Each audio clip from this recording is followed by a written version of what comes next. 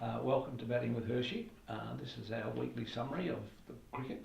I didn't have much time to see the local cricket, but and it's funny, some people are talking about how bad the wickets are this year, breaking up, and it's amazing to be so wet and then all of a sudden have some warm weather and a lot of the wickets are breaking up. But anyway, the Premier League, the first game was Durham Academy lost to Hetton Lions, and they'd be a bit disappointed really. Though Hetton Lions I always thought was going to be one of the favourite sides, and they made quite a big score of about 240 I think it was, and then they had three players, Macon, Walker and Burnham, all got big scores, and Burnham was not out. The Academy only got 122, and Solbell, one of the lads that goes to Durham School, he only got 4 runs, so he'll be looking forward to runs. The next game was South Northumberland. They finished up with 242 on a good batting wicket, and there was a few scores but no real big score. And Whitburn, again I talk about them each week, they've done really well, and they finished up with a draw against South North, and they finished up 6 for 193, so they were a fair bit short. But see, Jackson Edmondson, a young lad from Perth, got 79, so he hasn't done too badly, and but he'll be looking forward to 100. The next game was a bit of a boil over really, and Felling has done quite poorly, and a friend of mine was there and he said the wicket wasn't really good, and I think they scrambled to 151, where he thought they should have been out for about 120 if this is the Newcastle side. And then Newcastle finished up a fair bit short, I think just over 100, with Simpson making 84 of the runs, so there wasn't a lot of runs made by anyone else. The next game, Benwell Hill, quite a high scoring game. They got 264. It's Simmons and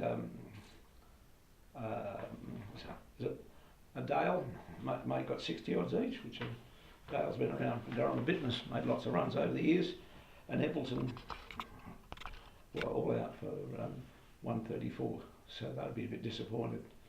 The next game we had Tynemouth versus Chester Street, and Chester Street's been a powerhouse for a long time. They got 240 odd with Smith, who I think's a very good player, got 55, and Coxon both got in their 50s, and Tynedale were 7 for 163. And I see they had 2 run-outs, so Stewart and Smith were both run out. Looks as though they were going quite well at one stage, and Stewart got 66 and Smithy got 47, so I'd be happy. I hope his lines are getting better. And then Stockton played Sacriston, and Sacriston's a new team in the league. Stockton got 170, which is probably not enough, with Hewson getting another 60, so he's had a good start. And Sacriston won quite easily, and with only losing 4 wickets I think, and Petts got 94, not out, so he did very well for Durham last year, so I don't know, he didn't see him bowling much. So, and then in the other games, that sort of people that I've coached, and it's more interesting what I've coached, but Wellington bowled Sunderland out for just over 80, and then Wellington got a one down, and I see Pachuris was 38 not out, and 2 for 5, so he had quite a good game. The other Aussies over here was Pikey's side lost, and he got 2 wickets and got about 8 runs, so he didn't follow last week with a good score. Durham City had a good win. That's I think the first win of the year.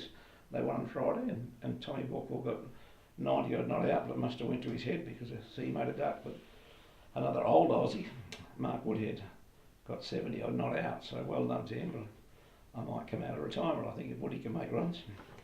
But he always tells us he's a good batsman. And then Durham School, we played a very good cricket school, and we had a draw against St Peters. They made about 240, and we were didn't have enough time, but I think Cameron Fife made 100, so got a draw there, and then the other 3 games the school lost, so all the young blokes at Durham School had to pull their socks up and practice pretty hard in the nets because we've got to catch up a bit. So, and I see Durham had a win against Derbyshire, which was good for them, and I see now they're still struggling in the game, so they'll be looking forward to a few wins. Anyway, the forecast is pretty good for this week, and looking forward to lots of good cricket.